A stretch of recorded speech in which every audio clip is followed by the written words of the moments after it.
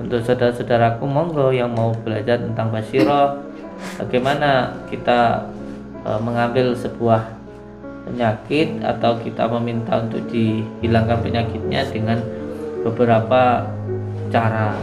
Ada yang dengan menggunakan cara Basyirah, ada yang cara dengan menggunakan fadilah, ada yang dengan cara menggunakan maunah atau dengan karomah. Tetapi cara-cara ini tentunya tidak bisa seperti orang yang belajar ilmu logika.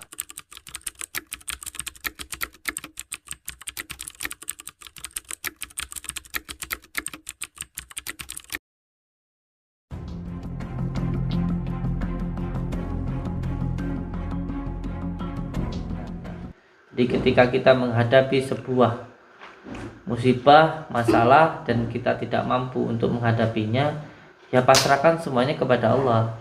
Jangan sampai kita menuhankan diri kita begitu. Kita pasrahkan kepada Allah secara kafah begitu. Insyaallah nanti kalau kita sudah berpasrah diri kepada Allah, semuanya akan ditolong oleh Allah. Karena sama seperti kita masih kecil, kalau kita pasrah total ke ibu kita lah, kita diurus gitu. Tapi kalau sudah merasa bisa, ya tentunya akan dibiarkan saja kan begitu.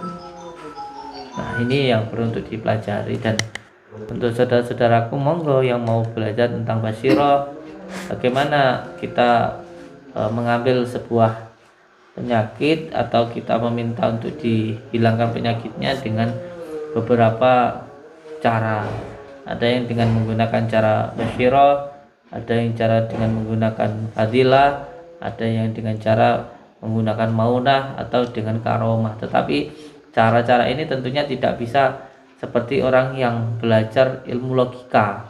Perbedaan ilmu logika fisika dan ilmu batin itu, kalau ilmu fisika kita harus mikir, kalau ilmu batin tidak boleh mikir. Kalau ilmu fisika kita itu bisa karena berpikir, kalau ilmu batin itu tidak boleh dipikir, tidak boleh difikirkan, kecuali hanya pasrah diri kepada Allah. Karena ini bukan tingkatan, tapi tatanan. Ketika hatinya sudah asyofa, naik ke al-wafa dan al-jafa, terus menaik sendiri.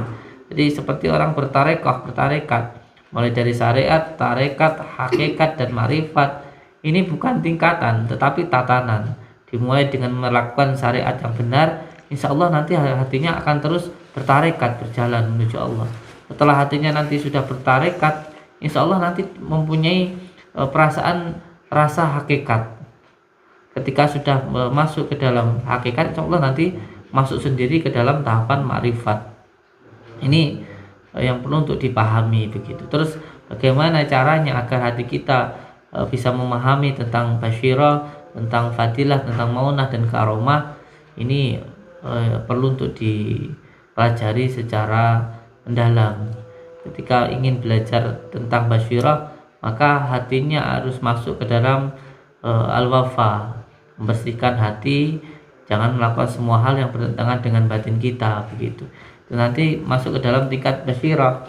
Setelah dia belajar tentang Basyirah, insya Allah ketika mau masuk ke tingkat fadilah, maka dia harus mempunyai sebuah makanan batiniyah, yaitu sebuah tarekoh, atau orang Jawa bilang tirakat begitu. Tirakat itu tentu harus yang pertama bersabar, yang kedua harus betah melek. Itu yang pertama harus betah melek. Karena apa? Karena kalau dohirnya ini lemah, maka batinnya kuat.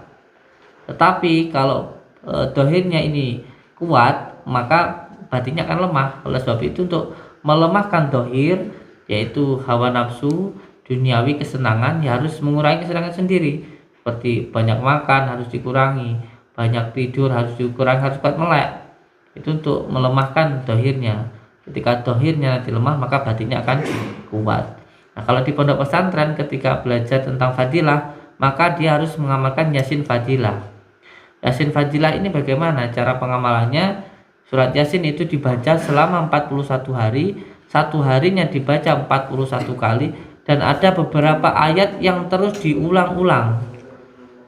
Contoh ketika membaca Yasin itu diulang sampai 17.000 kali, atau paling tidak 77 kali.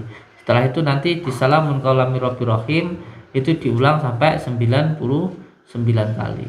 Nanti yang di surat Yasin yang terakhir yang innama amruhu idza arada syai'an ayyakun fayakun, itu diulang sebanyak 99 kali selama 41 kali. Ini untuk belajar tentang fadilah.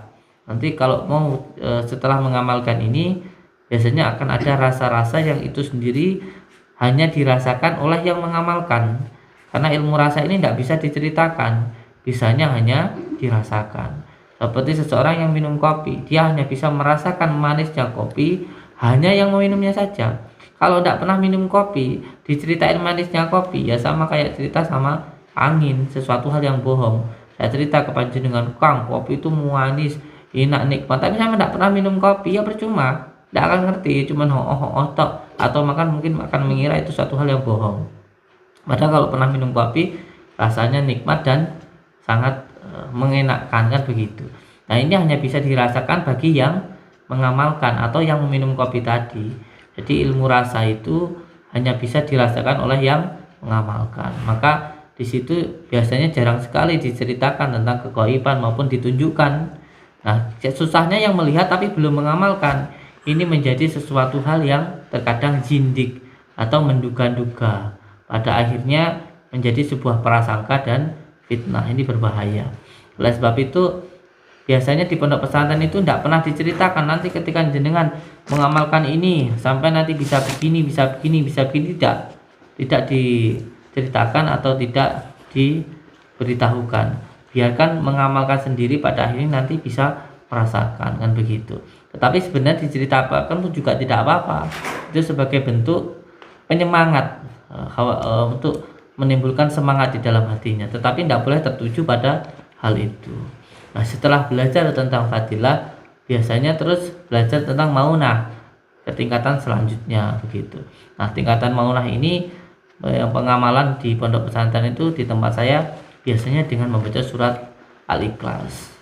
Dibaca sebanyak 12.000 kali terus menerus begitu di setiap harinya. Bahkan kalau di tempat kami itu ditempatkan di suatu tempat yang itu namanya dia itu masuk ke dalam dan tidak keluar gitu.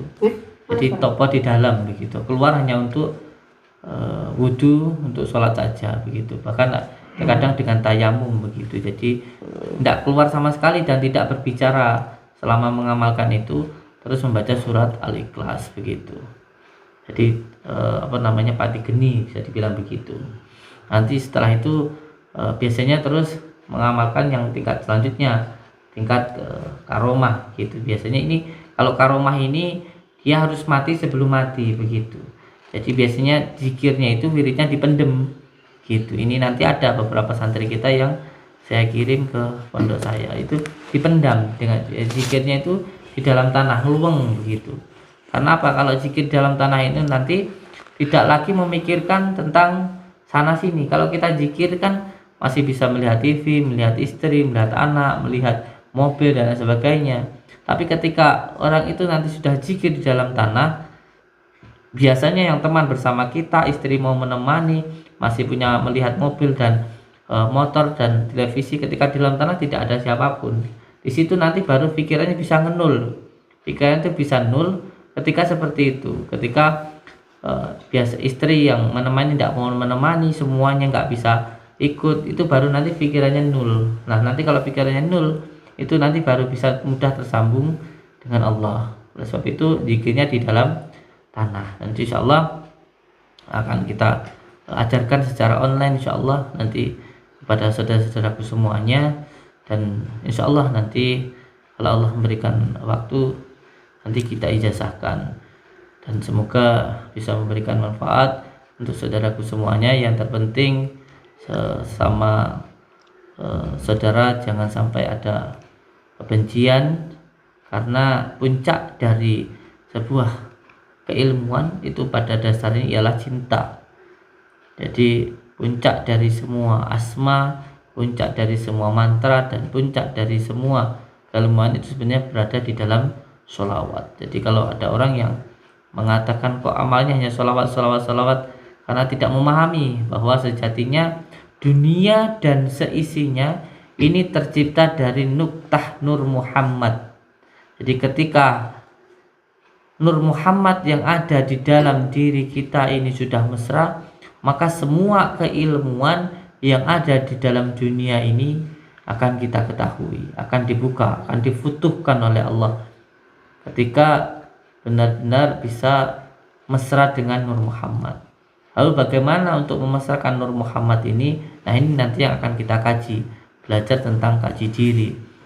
Nah, ketika kita sudah tercipta dari Nur Muhammad, maka kita tinggal memesrakan dengan Nur Muhammad ini tadi.